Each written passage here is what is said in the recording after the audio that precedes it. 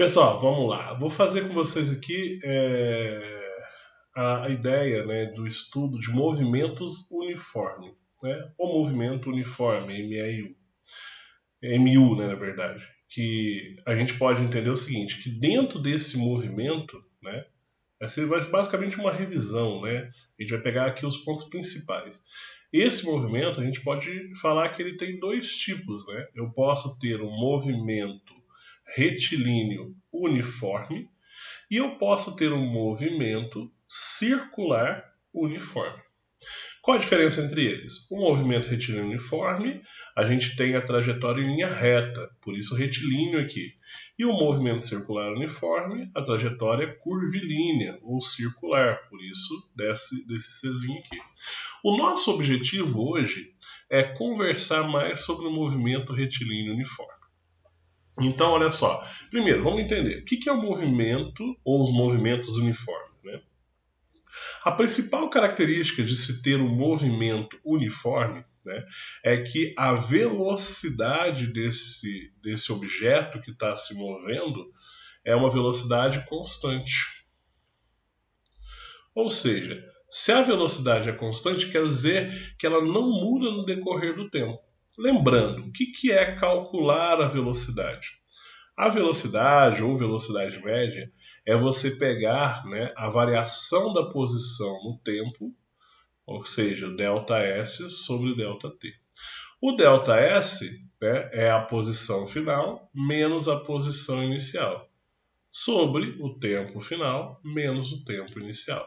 Isso aqui seria uma velocidade média, ou seja, o ΔS seria um deslocamento, né, a distância que o objeto está andando ali no problema que a gente está analisando. Tá certo. Entendido que a velocidade constante representa um movimento uniforme, né, o que a gente pode olhar em relação a isso? Bem, todo movimento ele precisa, né, ser classificado, né, ou seja, ele precisa ser descrito. Então vamos fazer a classificação desse movimento. Esse movimento ele pode ser classificado em duas situações. Eu posso classificar esse movimento como sendo um movimento progressivo, né? Então, vou colocar aqui, ó, movimento progressivo. E o que seria um movimento progressivo? É quando a velocidade desse objeto é maior do que zero. O que significa ter uma velocidade maior do que zero? Significa que a velocidade é positiva. Isso quer dizer que a posição desse móvel está aumentando em relação ao referencial que a gente adota. Por isso que a ideia de progressivo, que a palavra progressivo remete ao progresso. Progresso de quem? Da posição. E a outra classificação é que o movimento pode ser retrógrado. Então eu posso ter um movimento retrógrado. A ideia do retrógrado vem da ideia do retroceder, ou seja, a posição está diminuindo em relação ao referencial. Se a posição diminui, eu vou obter uma velocidade que é dita negativa, ok? Ou seja, é uma velocidade que está causando uma redução na posição do objeto em relação ao referencial.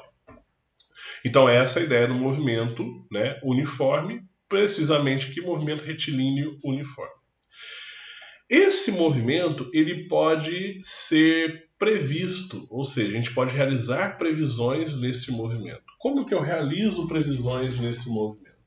Para realizar previsões, a gente usa a função horária da posição, né? Função horária da posição.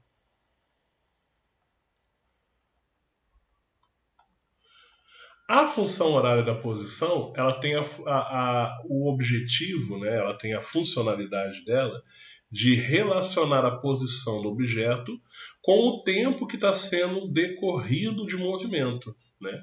Então, eu vou colocar aqui, ó, a função horária, ela é essa expressão, S é igual a S0 mais V vezes T.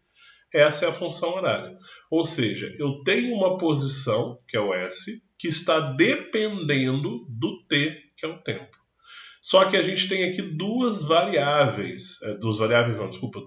constantes, que é a posição inicial e é a velocidade. A velocidade é constante, ou seja, um movimento uniforme, e a posição inicial também é uma constante, é da onde o objeto saiu, e isso não muda no decorrer do tempo, né? Só porque passou tanto tempo não quer dizer que ele saiu de outro lugar, a não ser esse. Ele saiu dessa posição e ele vai viajar com essa taxa. Então, quer dizer, a posição final, que fica do lado esquerdo aqui, ela depende exclusivamente do tempo.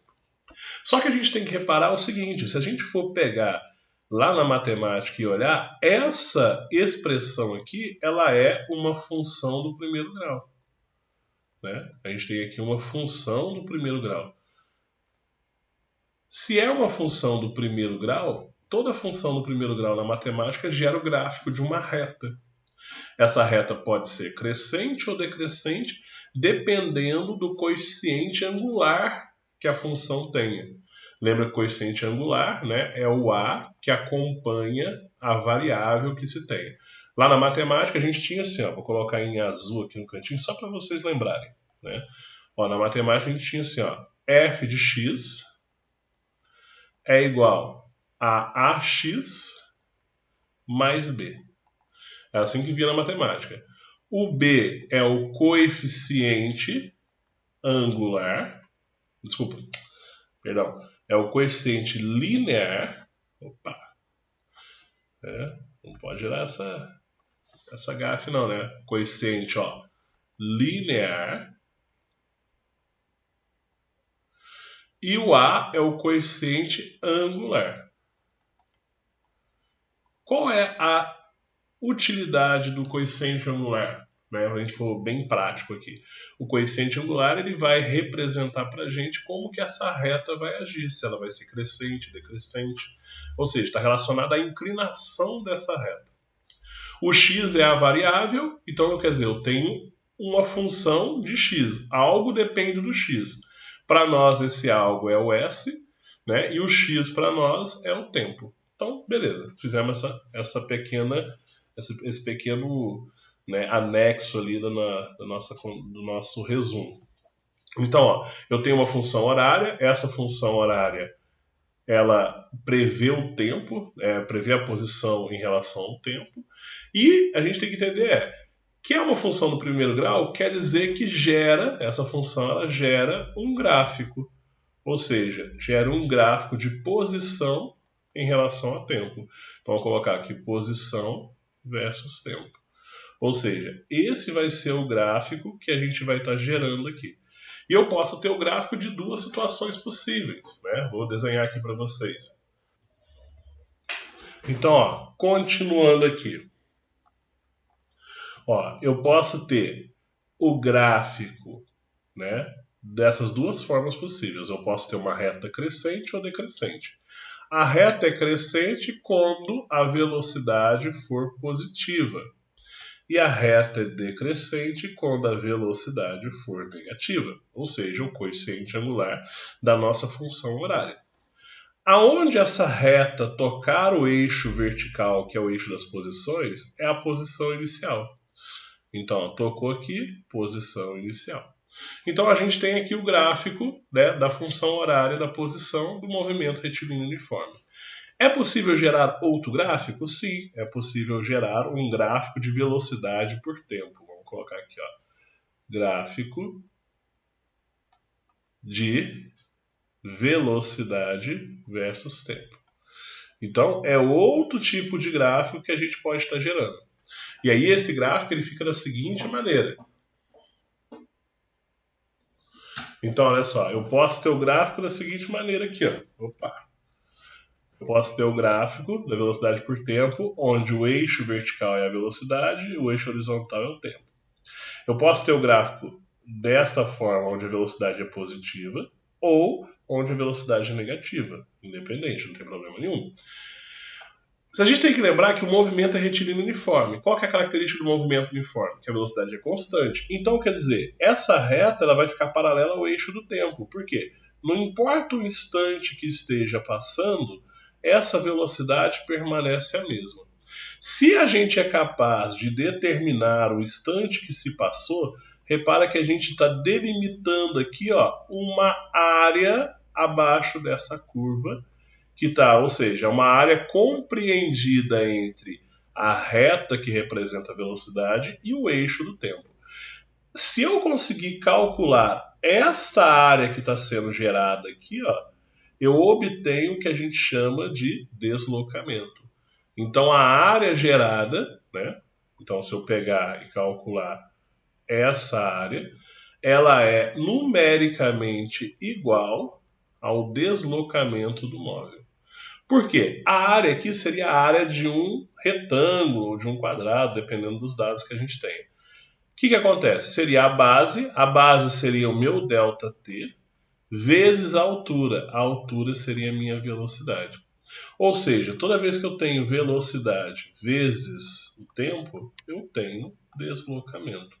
Então a gente pode concluir o seguinte nessa nossa revisãozinha, que todo gráfico de velocidade por tempo, se você calcula a área, você está calculando o deslocamento. Isso aqui, ponto, resolvido.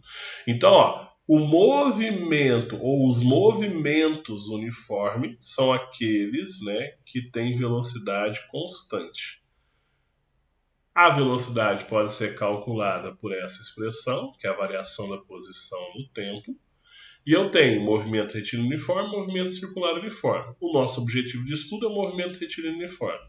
Ele pode ser progressivo ou retrógrado, possui a função horária tal, né? E eu gero esses dois gráficos aqui. Beleza, galera? Muito obrigado pela atenção. Isso é isso aí. Valeu!